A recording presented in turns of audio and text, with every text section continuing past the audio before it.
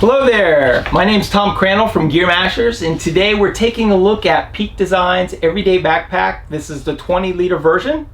To give you an idea of size, I'm just going to grab the Peak Design Everyday Sling so you can sort of see the size comparison between the two. So when I originally saw this bag, I wasn't that impressed. I didn't really play around with it that much, so I was uninformed. I ended up buying the PRVKE backpack by WANDRD, and I just didn't buy this. But my wife ended up buying it, so I've gotten to play around with it now for a while, and I think Peak Design really nailed it with this bag. Everything that I would want in a day bag, this bag sort of addresses those features. So what we're going to do is we're going to go through the bag, and I'll just show you everything that I know about it.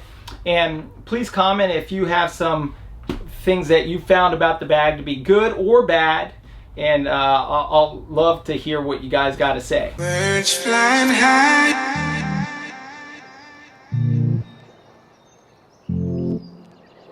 sun in the sky, sun in the sky, you know how I feel.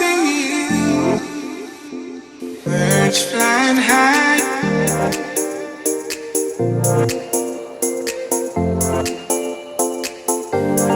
breeze drifting on by, you know how I feel.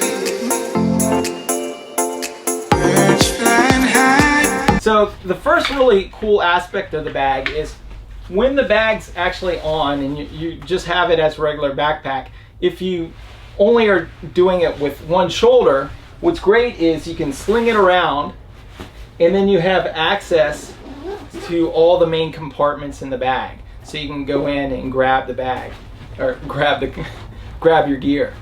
So you have access to all this stuff.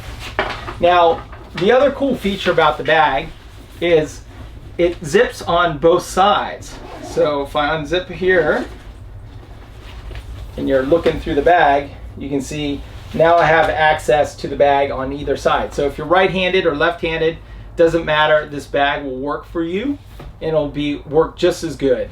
In the bag itself, there are 3 dividers, and these are Velcro, so I'll just take one of these dividers out actually. And the Velcro is pretty good, pretty solid. And with the dividers in, they have these little fold out things, so now you have like an extra pocket or so, and it's on both sides. So when the divider's in there, you just flip these suckers out, see there, and it holds it. So you can put maybe a lens or maybe a small microphone or some extra batteries or whatever you need to, which is nice. The top of the bag allows you access to the first main compartment. So depending on how you have your dividers set up, if you had it set up lower or whatever, you have a full access to that. Now if you wanted to use this backpack as just a normal backpack, you could do that as well and take out the dividers, and now you have all sorts of space in there to maybe put clothes in or food or whatever. On the sides here, each pull-out has a zippered section, and in there's little pockets so you can store batteries or you can store flashcards. And what's interesting about Peak Design is they just add some little flair to their bags, and so they have these colored stitching, so you have red and black, so you could maybe put spent batteries in the red section and non-spent batteries in the black section, just visually so you know what's been used and what needs to be recharged. On each side here, on the other side, has a little bit bigger pockets so you can put some bigger things. I tend to have my flashcards in a hard case, so this pocket works perfect for that. So you can put the hard case in here and it's fully protected, and then once you zip it up, it's not going to go anywhere, so you're not going to lose that. At the top, let me just fold this here, you have another zippered section. So let's see, zip it here. Here you can store a laptop, I think a 13-inch, maybe a 15-inch, and you can also put in like an iPad, and then you have a pouch here, maybe to put your phone or your keys. They actually do have on one of the sides here, let's see, they do give you a little holder for keys as well, and it's a quick, sort of a quick release, which is neat. So you can put your keys on the side here if you needed to. On the sides here you have handles, and the handles are actually really comfortable, super strong. I don't think they're going to go anywhere. There is also a handle on the top, and then on the back part of the bag there's these metal circles here that allow the backpack strap to sort of move around, so it makes the bag a lot more comfortable when you're wearing it. And also there's a channel here, so if it's hot, it'll make the bag a little bit cooler. And I found that the bags don't run hot. You know, some bags, some backpacks can get really hot on your back, but this material seems to stay relatively cool and doesn't heat up. And then there's these little hidden pockets here, but there's waist straps as well with the bag, so you can pull those out if you want to have a waist strap. And then the chest strap here, this is actually removable. And so with this, let's see if I can remove this sucker. Looks like this, pretty basic, but there's little pockets along here that this guy hooks into. So if I just hook it in, so, and then go over to the other side and do the same thing. So I just put it in this guy. And once you do that, you have your chest strap. And so you can adjust it. I think there's like 5 or 6 little pockets where you can put the chest strap in for adjustment. Okay, so the actual latching part of the bag is sort of interesting. They have a magnet that runs along here. And so when you bring this down, the magnet sort of grabs hold of this part and it just locks in place. And so to unlock it, you sort of pull out and then down, and then that unlocks it and you can just take it off.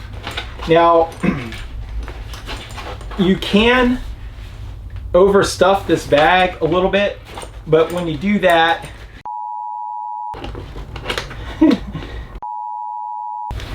what happens if you overstuff it is you're going to have some gaps in the bag, and so if it's raining or something like that, you could actually get water in the bag. So like with the Provoke bag, it's a roll top, so that prevents stuff like that from happening. So normally what you probably want to do is just make sure that you're not overstuffing it if it's the weather's bad, and you won't run into issues where water's getting into your bag. The zippers here have a little security feature. There's a little button here that you can unloosen the strap and then tie the strap into another zipper, and then button it back in. So now what happens is if someone were to try to unzip this, they're not going to be able to do so very easily. They're going to have to either cut this, or you're going to know someone's trying to mess with your bag if that's on. And then on the front here, we have some straps, and the straps go into, there's little invisible pockets that the straps can go into. But if you wanted to strap maybe a towel on the back, or maybe even a tripod, I haven't tried it with a tripod, but you could put a tripod in here possibly, and then cinch these down to secure it. I thought that was actually sort of cool. And there's hoops on the front, and there's also hoops on the back as well. And so with these, the way it works is you have these straps that are inside the pockets here, and so these connect to the hoops. So this typically would be used if you do have a tripod or something that's sticking out. You can now sort of cinch it down and it will hold it against the bag pretty secure. So that was a good idea. And you just slide those in. And again, these are sort of stretchy, so if you have your water bottle or whatever, it would fit in there easily. And you could actually put a pretty big water bottle in here. So anyway, thank you so much for watching. Again, this is Tom Crandall from Gear Mashers. Please subscribe to the YouTube channel. That will help us get products like these in. We bought this, but I do get products in from time to time. And check out the website, gearmashers.com. Thank you so much and have a great day.